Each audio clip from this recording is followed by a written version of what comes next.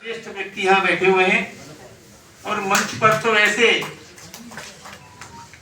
ज्ञान वृद्ध लोग बैठे हुए हैं, आयु वृद्ध लोग बैठे हुए हैं कि उनके सामने मैं क्या कहूँ कुछ समझ नहीं पा रहा। लेकिन समारोह की एक व्यवस्था है और प्रारंभिक वक्ता के नाते मुझे खड़ा किया गया। गुरुजी, बृहदारण्यक उपनिषद में ऋषियों ने जब भगवान की प्रार्थना की तो तीन बातें मांगी, तीन वरदान मांगे।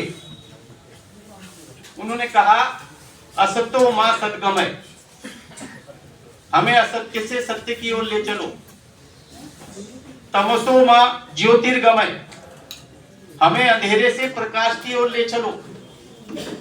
और फिर कहा मृत्युर मां अमृतम गमय, हमें मृत्यु से अमरता की ओर ले चलो।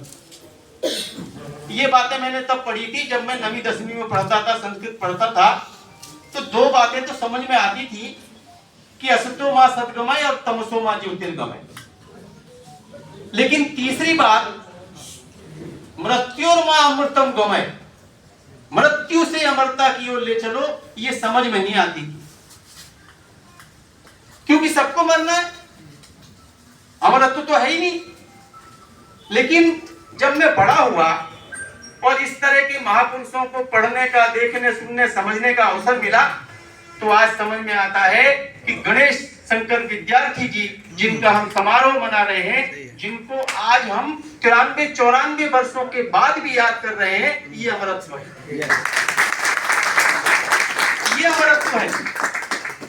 हमारे कर्म, हमने राष्ट्र के लिए, समाज के लिए क्या किया, यही हमारे लिए अमरत्व का गुण है। हुए डॉक्टर योगेंद्र नाथ शर्मा अरुण जी, जिनके लिए कहा जाए कि नशा सभा यंत्र न संत वृद्धा, तो एक वृद्ध भी हैं तो सभा है।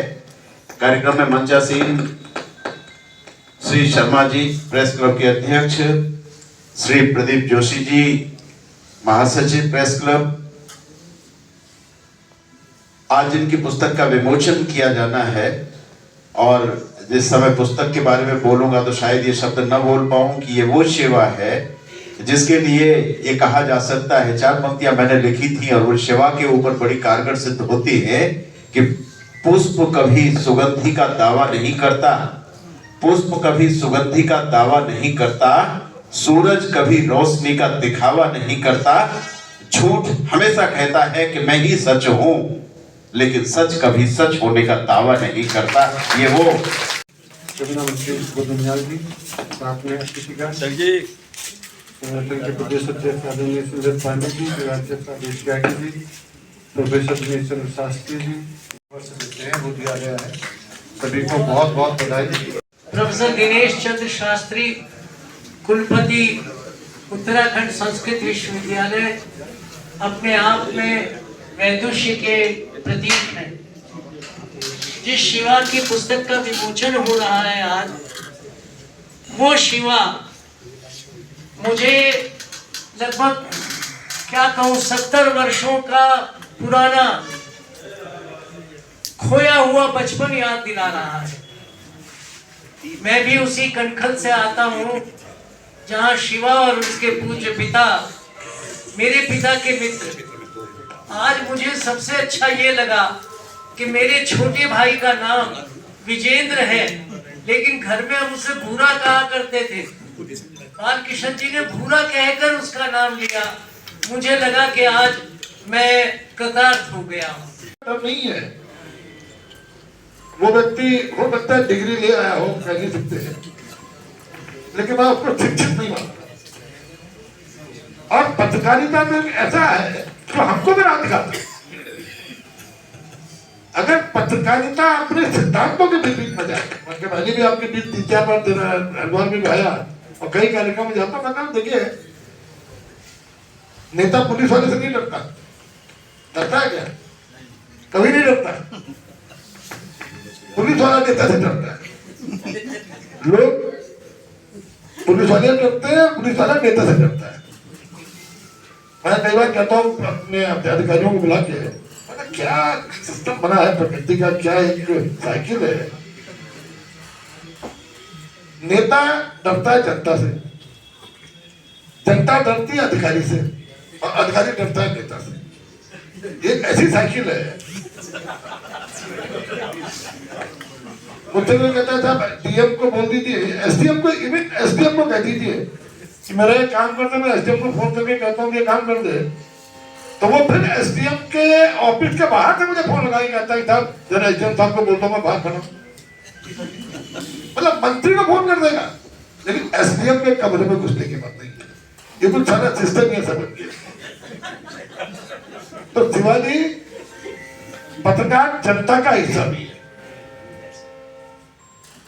नेता तो कभी कभी भूल जाते हैं कि हम जनता का हिस्सा हो, लगता है हम बादशाह हो गए, लेकिन पत्रकार जनता का असली नुमाइंदा है।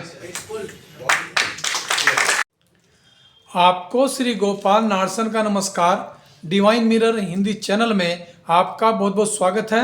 आइए जान लेते हैं आज की कुछ खास चर्चित खबरें।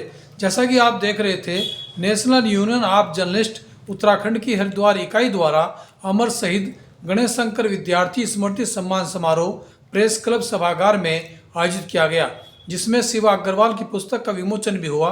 उत्तराखंड संस्कृत विश्वविद्यालय के कुलपति प्रोफेसर दिनेश शास्त्री की अध्यक्षता में आयोजित कार्यक्रम में मुख्य अतिथि कैबिनेट मंत्री सुबोध उनियाल ने पत्रकारों का समाज के प्रति दायित्व नेताओं व अधिकारियों से भी कहीं ज़्यादा बताया।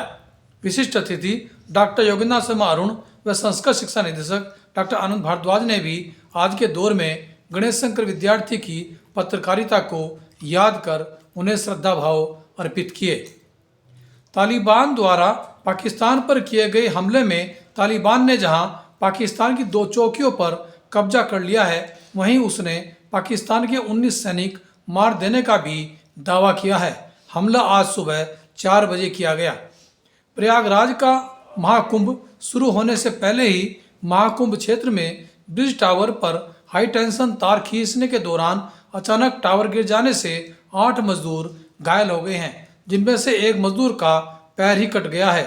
हादसे में घायल मजदूरों में से 2 की हालत गंभीर बनी हुई है। पूर्व प्रधानमंत्री डॉक्टर मनमोहन सिंह का अंतिम संस्कार आज निगम बोध घाट पर राजकीय सम्मान के साथ किया गया है। उनका अंतिम संस्कार निगम बोध घाट पर किए जाने को लेकर नेता प्रतिपक्ष राहुल गांधी ने आपत्ति व्यक्त करते हुए इसे पूर्व प्रधानमंत्री डॉक्टर मनमोहन सिंह का सरकार द्वारा किया गया अपमान बताया है। राहुल गांधी का कहना है कि उनका अंतिम संस्कार अधिकृत समाधि स्थल पर अन्य पूर्व प्रधानमंत्रियों की तरह किया जाना चाहिए था। राजस्थान की भजनलाल सरकार ने पूर्ववर्ती अशोक गहलोत की कांग्रेस सरकार द्वारा अपने कार्यकाल में बनाए गए 9 नए जिलों व 3 संभागों को आज समाप्त कर दिया है। समाप्त किए गए जिलों में गंगापुर सिटी, जयपुर ग्रामीण, अनूपगढ़, सांचौर, केकड़ी, शाहपुरा, नीमका थाना व दुद्दू शामिल है।